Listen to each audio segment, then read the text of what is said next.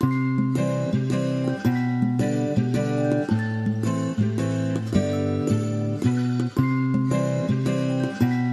good morning. Ang ganda na ng sikat ng araw. Tamang-tama, magpapaaraw kami ni Bien. Time check, 7 o'clock ng umaga. Hindi naman masakit sa balat yung sikat ng araw. Ang sabi nga nila, may vitamin D raw yan. At dahil dyan, nag-search ako. Alam nyo ba na ang dami din palang magagandang benefits ang pagpapaaraw sa umaga? Basta wag lalampas ng 10 AM ang pagpapaaraw sa labas. At kung sa tingin mo, hindi mo na kinakaya ang init at masakit na sa balat, pwede naman nang pumasok na sa loob ng bahay. Naku, batang makulit. Enjoy na naman dito sa labas. Ang magagandang benefits nga pala ng pagpapaaraw tuwing umaga, nakakapagpabuti ito ng sleep patterns, nagbibigay ng vitamin D sa ating katawan, nagpapalakas ng immune system, nakakapagpabawas ng stress, at sinusuportahan nito ang mental health. At dahil dyan, ang pagpapaaraw tuwing umaga kasama na sa morning routine namin ni Bien. Mag-4 o'clock na ng hapon yan. At nagyaya si ate na magpunta ng SNR at para makapasyal na rin ang batang makulit. Pero ang main agenda, mamimili si ate ng mga ingredients niya for baking, especially yung mga paubos na at mga kulang na. At kasama din pala namin si Papa, si Ate Tam at si Mama.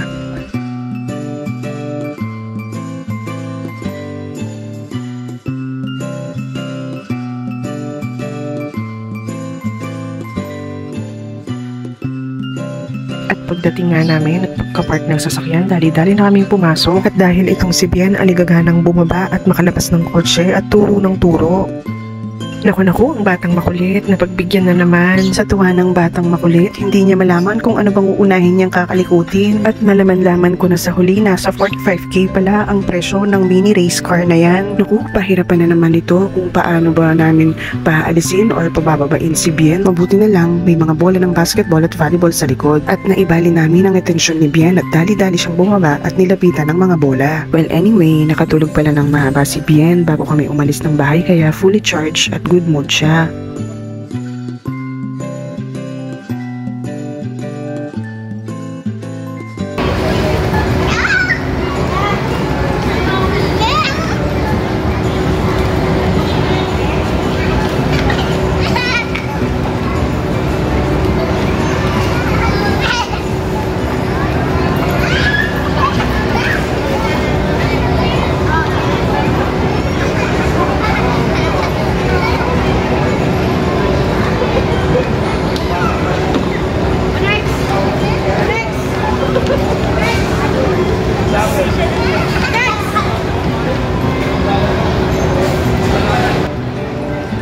The next day na ito at kinahaponan ay may bisita si Bien, anak siya ng kaibigan namin. Napapunta kasi sila sa SM dahil may kailangang bilhin si Kumare. At dahil walking distance lang naman ng SM dito sa bahay, sinadya na nilang dumaan at ang batang makulit happy kid na naman dahil may playmate siya. Sa pagkakatanda ko, ang huling bisita nila dito, baby pa si Bien. At eto na, habulan at takbuhan na sila ngayon. Pabalik-balik sila ng takbo dyan kasi pinupuntahan nila yung mga babies ni Mingming. Nanganak kasi yung alagang pusa namin. Ang bilis lang talaga ng panahon, no? Parang kailan lang, baby pa sila.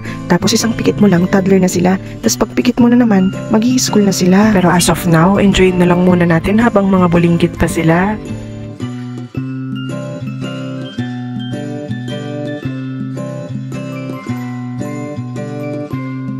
Ito nga pala yung DIY kong electric fan namin. Nirepaint ko lang po ito ng white paint. Ayan, at medyo nahirapan akong tanggalin itong pinakatakip niya. Siguro dahil sa pintura na natuyo sa may lock nito. Kaya to the rescue na itong long nose para mas mapadaling buksan. Matagal-tagal na rin nung napinturahan ko ito. Kaya naman kailangan na itong linisan. At naku, napakarumi na pala. Dito ko na rin pala ipinwesto malapit sa pintuan para mas madaling walisin yung mga dumi at alikabok na nalaglag. Sa totoo lang, ang isa sa mga gawaing bahay na ayaw ko ay ang paglilinis ng electric fan. Hindi lang dahil sa mabusisi itong linisan, pero ang higit sa lahat talaga ay ang pagsumpong ng allergy ko sa alikabok. Ang sakit talaga sa ilong lalo na pag nakalimutan kong mag-face mask. Ito nga palang LC ng electric fan o ang pinaka-blade nito. Stainless steel siya kaya nung mag-start ng maglakad si Bien, lagi kong ipinupwesto sa malayo dahil baka ipasok niya yung daliri niya. Naku, ang talim pa naman ng blade nito. Dati pala sa tuwing naglilinis ako ng electric fan, hinuhugasan at sinasabon ko ito pero mas mabilis itong kalawangin. Kaya naisipan kong pinturahan ito at sa susunod na lilinisan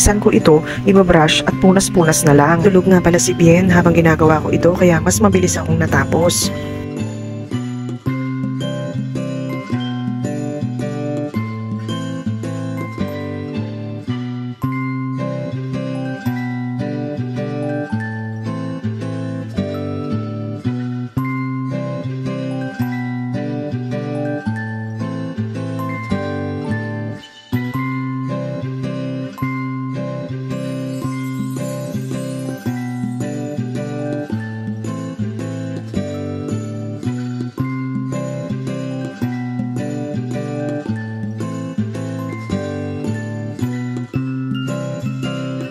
Okay, hanggang dyan na lang muna. Bye!